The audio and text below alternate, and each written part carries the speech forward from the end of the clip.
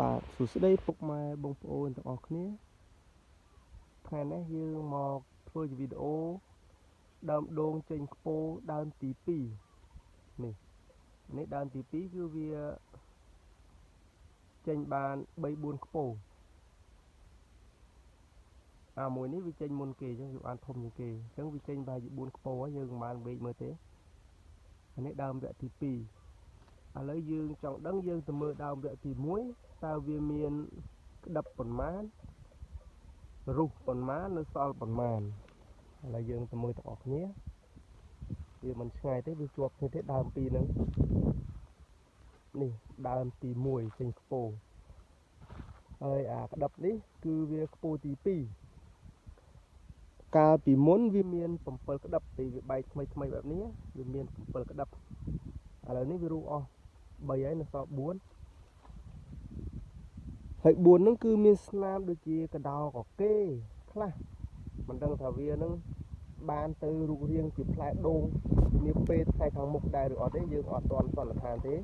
គាត់ថាពេលនេះរូបអស់3ហើយឥឡូវយើងមកមើលខ្ពោទី3ខ្ពោទី3នេះមានដូចជា6ហ្នឹងខាងខ្លះហ្នឹងក៏មានសត្វកកេដែរគូតវាហ្នឹងមិនដឹងថាវានឹងជាប់ឬមួយក៏វារុះទេទៅថ្ងៃមុខហ្នឹងយើងអត់ទាន់ដឹងដែរគាត់ថាខ្ពោដូងចេញឆ្នាំដំបូងបើដូងបងប្អូនគាត់បានថែល្អអាចទៅវាមានក្របច្រើនក្តឹបច្រើនតែខ្ញុំបានត្រឹមតែ7អស់ហើយមួយនេះវិញហេតុអីបានជាវាចេញរាងកោងបែបហ្នឹងគឺកាលពីមុនគឺខ្ញុំប្រើថ្នាំសម្រាប់សត្វកញ្ចែតែវាប្រភេទថ្នាំក្តៅវាធ្វើឲ្យវាអាលាកខ្ពោរបស់វានេះអាលាកខ្ពោនេះវាធ្វើឲ្យខ្ពោនោះវាកោងវាអត់ត្រង់កាលនោះពេលខ្ញុំប្រើនោះកាលនោះយើងសង្គ្រាមព្រំដែនចឹងទៅខ្ញុំអត់បាននៅជិតវាពេកខ្ញុំប្រើវាខ្លាំងដើម្បីថាវាខ្ពោខូចចុះតែកុំឲ្យវាខូចដើមអញ្ចឹងបានវាខូចខ្ពោនេះមួយវាកោងកាលនោះយើងចំនួនព្រំដែនយើងរត់ភាសឹកទៅយើងប្រើថ្នាំឲ្យវាខ្លាំងដើមនោះទៅគឺវាខូចខ្ពោនេះមួយប៉ុន្តែយើងមិនដឹងថាវាមានក្តឹបឬអត់ទេយើងអត់ដឹងទេហើយរួចខ្ពោទី4នេះក៏វាមិនមានច្រើនដែរទី1ឥឡូវទី4យើងមកមើលទាំងអស់គ្នាតើវាមានប្រមាណទី4ដូចជាមានទី4ដូចជា6 7ទី4មាន7អញ្ចឹងដូងនេះគឺក្នុងមួយធ្លាយវាមាន7ក្តឹបមួយខ្ពោមាន7ក្តឹបបើ7ហ្នឹងវាជាប់ទាំង7ហ្នឹងគឺ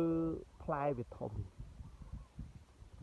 វាមិនមែនតែវាធំដូចដូងសម្លដូងកប៉ាល់អីទេគឺវាផ្លែវាធំព្រួយដូងគេថាតាមខ្ញុំសង្កេតមើលតាមដើមខ្លះអីបើសិនជាផ្លែវាចាប់ពី12ចុះក្រោមមកដល់ត្រឹម7ទៅ8ផ្លែវាល្អតែបើបងប្អូនគាត់មានទឹកមានជីគ្រប់គ្រាន់វាលោតទៅដល់18ចុះក្រោមអាហ្នឹងក៏ល្អដែរតែយើងមានទឹកមានជីគ្រប់គ្រាន់ណាតែដូចដូងខ្ញុំនៅវាលចេះល្វឹងល្វើយចេះបើសិនជាប្រព័ន្ធទឹកយើងប្រើបានល្អមែនតែយើងអត់ទៅមានពេលមកស្រោចវាទេព្រោះយើងនៅឆ្ងាយពីដំណាំ3ថ្ងៃ4ថ្ងៃយើងមកស្រោចម្ដងអញ្ចឹងបើវាមានត្រឹមតែ7បើវាជាប់ទាំង7ហ្នឹងគឺផ្លែវាល្អដែរដោយសារគេទឹកយើងស្រោចទៅវាគ្រប់គ្រាន់សម្រាប់ក្តឹបដូង7ផ្លែនៅនឹងខ្ពោរបស់វាហ្នឹងតែបើសិនជាវាលោតទៅដល់18ទឹកយើងអត់គ្រប់ហើយវាអត់ធំទេក្តឹបដូងហ្នឹងនៅប្រព័ន្ធបាជង្គង់ហ្នឹងឯងតែបើទឹកយើងគ្រប់18ហ្នឹងបើសិនជាដូងបងប្អូនដែលបែកខ្ពោមកមាន10ជាងហ្នឹងបើទឹកយើងគ្រប់ល្អវាបានផលច្រើន ទឹកយើងវាគ្រប់យើងប្រើជីគ្រប់ទឹកគ្រប់អាហ្នឹងវាចិញ្ចឹមទៅដល់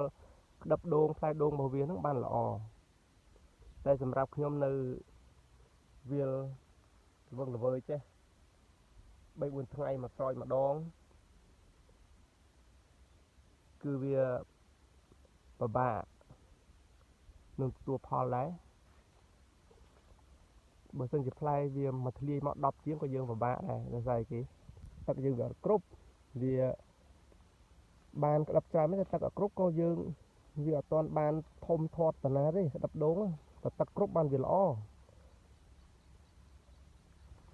ដូចមួយនេះអីហ្នឹង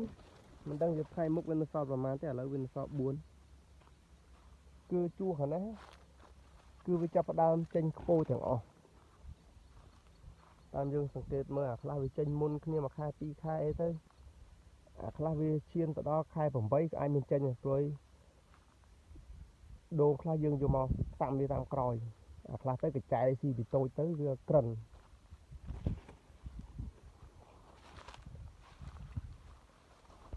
អញ្ចឹងថ្ងៃនេះខ្ញុំមានវីដេអូតែដូង2ដើមនេះឲ្យមើលទេអត់បានធ្វើវីដេអូថតជាគ្រប់ដើមឲ្យទេព្រួយមេឃវាក្តៅបាទអរគុណពុកម៉ែបងប្អូនទាំងអស់គ្នាដែលចូលចិត្តតាមដាន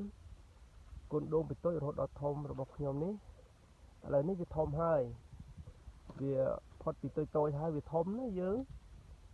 តបន្តិចទៅវាពិបាកនឹងសត្វកញ្ចែម្ដងព្រោះអីដូងក្អូបនេះគឺវាតាក់ទងនឹងសត្វកញ្ចែណាប្រហែលថ្ងៃហ្នឹងកញ្ចែចុះច្រើនតែយើងមកតន់វាស៊ីបានមួយយប់ឃើញថាវាចុះច្រើនណាប្រហែលថ្ងៃហ្នឹងកញ្ចែចឹងសូមបងប្អូនដែលចូលចិត្តដាំដំណាំដូងឧស្សាហ៍តាមដានសត្វកញ្ចែឲ្យបានច្រើនសត្វនៅលើស្លឹកហ្នឹងគឺយើងឧស្សាហ៍ដើរស្បូតតាមពោះធៀងវាដែរបើសិនជាវាមានគឺវាមានសញ្ញាក្រហមច្រេះសើមនៅដៃយើងអានោះមានន័យថាសត្វជញ្ជក់ស្លឹកវាបានចុះមកដល់បើសត្វកញ្ចែយើងដើរវែកវាមើលល្អបើសិនជាដូងបងប្អូនខ្ពស់អានោះក៏យើងពិបាកនឹងធ្វើវាដែរព្រោះវាខ្ពស់ហើយមានតែប្រើវិធីថ្នាំវិធីអីផ្សេងទៅចឹងបាទអរគុណ